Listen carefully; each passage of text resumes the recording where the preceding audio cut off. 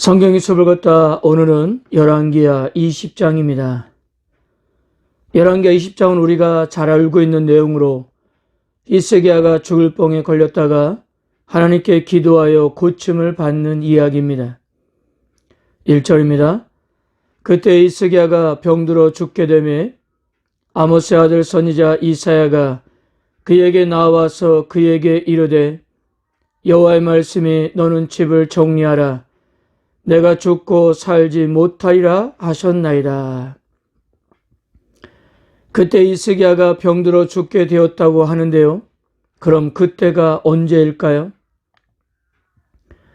우리의 성경에서는 열왕기하 19장을 이어서 아수르가 남유다를 공격하다가 도로간 이후에 벌어진 사건으로 묘사하고 있지만요. 일반적으로 히스기야가 병들어 죽게 된 때는 아수르 군대가 남유다를 침략하기 전이었던 것으로 보고 있습니다. 아마도 열왕기하 18장의 어느 중간에 일어났을 것입니다. 그렇게 보는 이유는 이렇습니다. 열왕기하 18장 2절을 보면 히스기야는 25세의 왕이 되어 29년 동안 통치를 했는데요. 즉 그의 나이 25세에서 54세까지입니다. 그런데 이 54세까지의 나이는 오늘 20장에서 밝히고 있는 것 같이 하나님으로부터 15년의 생명 연장을 받는 것을 다 포함한 연수였습니다. 그래서 54세에서 15년을 빼면 오늘 20장의 사항은 그의 나이 39세로 정확하게 왕위에 오른 지 14년째 되는 해였습니다. 자, 그런데요. 히스기야가 왕이 되었을 때 아수르 왕 사느립이 첫 번째로 남유다를 침략하던 때가 언제였습니까? 열왕기하 18장 12절을 보세요. 히스기야 왕 제14년에 아수르 왕 사느립이 올라와서 유다 모든 견고한 성읍들을 쳐서 점령하매 아수르 왕 사느립이 처음으로 남유다를 침략하던 때가 히스기야가 왕이 된 지 14년째였던 거예요. 그러니까 아수르가 침략하기 직전 나라 전체가 큰 위기 가운데 있을 때 자신도 죽을 병에 걸려서 하나님으로부터 마지막을 준비하라는 말씀을 선고받고 있었던 상황이었습니다. 히스기야 자신도 그렇고 나라 전체도 그렇고 큰 위기가 아닐 수가 없었어요. 그러기 때까지 아직 후계자도 세우지 못한 상황이었던 거예요. 그래서 그가 할 수 있는 것은 하나님께 기도하는 것밖에 없었습니다. 2절과 3절입니다.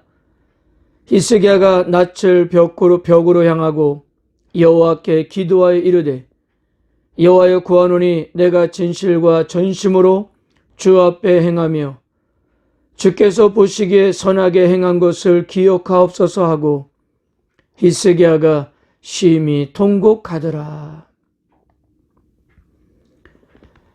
자신이 지금까지 진실하게 하나님께 순종했고 선하게 행하는 것을 기억해 달라면서 전심으로 기도했습니다.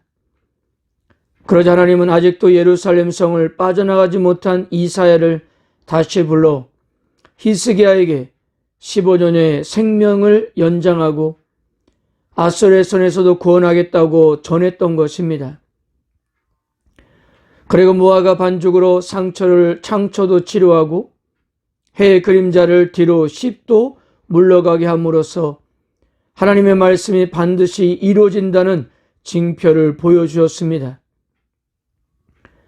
바로 히스기야의 기도에 대한 하나님의 자비하심과 긍휼하심의 결과였던 것입니다. 자, 그런데 마침 히스기야가 병들었다는 소식을 접하고 바벨론의 사신이 찾아왔을 때 히스기야는 자신의 부와 명예를 다 보여주었는데요. 이 장면 역시 아수르가 남유다를 침략하기 직전의 상황임을 알려주고 있습니다. 열왕기하 18장을 참고해 보면요, 저 마스르 왕 사네립이 침략할 때 이사야는 이 사항을 모면하기 위해서 아스르 왕의 요구를 다 들어주었습니다. 열왕기하 18장 14절에서 16절을 한번 참고해 보세요. 아스르 왕이 곧 은 300달란트와 금 30달란트를 정하여 유다 왕 히스기야에게 내게 한지라. 히스기야가 이에 여호와의 성전과 왕궁 곳간에 있는 은을 다 주었고, 또 그때 유다 왕 히스기야가 여호와의 성전 문의 금과 자기가 모든 기둥에 입힌 금을 벗겨 모두 아스르 왕에게 주었더라. 선왕이었던 아하스 때도 왕궁과 성전에 있는 것들을 다 모아서 아스르에게 바쳤는데, 히스기 때도 탈탈 털어서 아스르에게 주었던 것입니다. 만약 이런 상황이라면 바벨론 사신이 사신들에게 보여줄 수 있는 것이 없었을 것인데요. 그러니까 이 상황 역시도 아스르가 남유다를 침략하기 전이었던 것입니다. 계속해서 말씀드리지만 히스기야가 죽을 병을 걸렸을 때에는 아스르가 남유다를 침략하려던 시기였어요.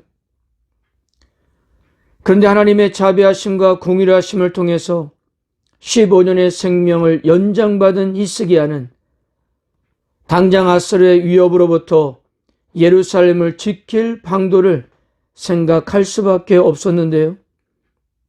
그때 마침 자신을 방문한 바벨론 사신들에게 자신이 가진 모든 것을 보여줌으로써 그들과 동맹을 맺고 아스르에 대항하고자 했던 것 같습니다.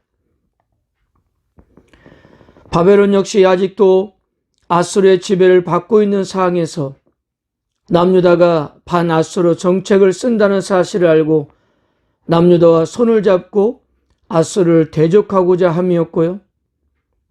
여기에 히스기야도 자신의 보물구와 군기구와 창고의 모든 것을 보여줌으로써 자신도 바벨론과 동맹을 맺을 만큼의 능력이 있음을 과시했던 것입니다. 자, 그러니까요, 히스기야의 이런 행동은 바벨론의 동맹 제의에 동의를 한 것이에요. 그러나 이것은 여호와를 등지고 군사력을 의지하는 것으로 여호와 하나님에 대한 불신앙이었다는 사실입니다.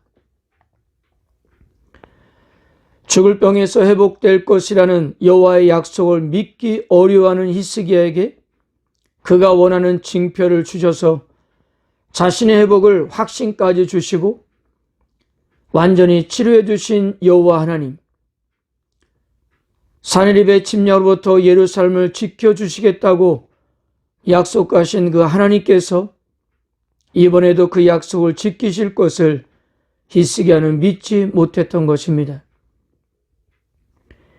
여호와께 매달리는 정책을 펼쳤던 히스기야가 국내적으로 승승장구하는 가운데 여호와 하나님에 대한 의존적인 태도를 놓치고 있었던 것입니다. 역대기 성경기자는 이때 히스기야의 마음이 교만했다라고 적고 있는데요. 즉 하나님의 힘이 아닌 자신의 힘과 지혜로 아스르 군대의 침입을 막을 수 있다고 교만한 생각을 했던 것입니다. 히스기야의 교만과 허세가 극치에 달해 있었던 거예요. 결국 남유다도 북이스라엘의 운명을 따르게 된다는 사실이었어요. 자, 그렇다면 성도 여러분, 우리가 여기서 열왕기 성경 기자는 왜 앞에 있었던 사건이 이야기를 뒤에 와서 기록했던 것일까 하는 거예요. 바로 두 가지를 대조하기 위해서입니다. 첫째, 열왕기하 19장 마지막 부분에서 아스르 왕 사네립의 죽음의 이야기와 히스기야의 생명 연장의 이야기를 대조하기 위해서입니다. 하나님이 보실 때 자비를 베풀 자가 있고 심판할 자가 있었던 거예요. 사내립은 예루살렘을 공격하다가 오히려 패망의 길로 갔습니다. 그는 두 아들의 반역으로 목숨을 잃었어요. 반면에 히스기야는 나라가 망할 순간에 자신도 죽을 병에 걸리는 절체절명의 순간이었고 희망을 찾을 수가 없었습니다. 그러나 그가 하나님을 향하여 부르짖을 때 하나님의 자비하심과 긍휼하심으로 그에게 은혜를 베푸셨던 것입니다. 바로 이러한 그림을 열왕기서를 읽고 있는 바벨론 포로에 끌려간 이스라엘 백성들과 오늘날 우리들에게 보여주고 싶었던 것입니다. 아무리 절체절명의 순간이라도 하나님께만 부르짖을 수 있다면 하나님은 동일한 자비하심과 긍휼하심을 베푸신다는 사실이었어요. 둘째, 히스기야의 고침받음과 교만을 대조하기 위해서입니다. 처음 히스기야는 절망하는 상황 가운데 겸손히 하나님 앞에 엎드렸습니다. 그래서 하나님이 베푸신 은혜와 자비로 생명을 연장받고 아수르로부터 구원하시겠다는 약속을 받았습니다. 이것을 확신시켜주기 위해서 해의 그림자를 10도나 뒤로 물러가게 한 것이 아니었어요? 그런데 좀 나아지니까 기고만장해서 마치 자신이 잘나서 된 것이냐 교만했던 것입니다. 결국 남유다의 멸망도 선포되었던 거예요.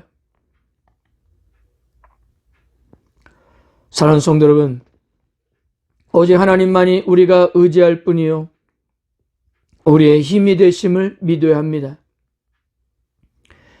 힘 있는 사람은 가진 것이 많은 사람이 아니라 눈앞에 어려운 상황에도 흔들리지 않고 하나님의 약속을 기도 가운데 믿음으로 붙들며 기다릴 줄 아는 사람입니다.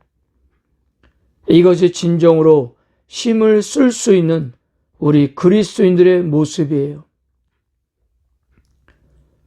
물론 우리들도 히스기야처럼 상황이 좋아지면 다 내가 잘해서 그런 줄 알고 교만할 수도 있을 거예요. 그러나 오늘 히스기야의 모습을 반드시 기억하셔서 어떤 순간에도 하나님만을 의지하는 자세가 반드시 필요하다는 거예요. 그리고 무엇보다도 절체절명의 순간이라 해도 우리가 하나님만을 의지하고 무릎 꿇을 수만 있다면 하나님은 언제나 우리에게 은혜를 베푸신다는 사실을 기억하시고 오늘 하루도 하나님의 도우심을 입는 하루가 되시기를 바랍니다. 아멘.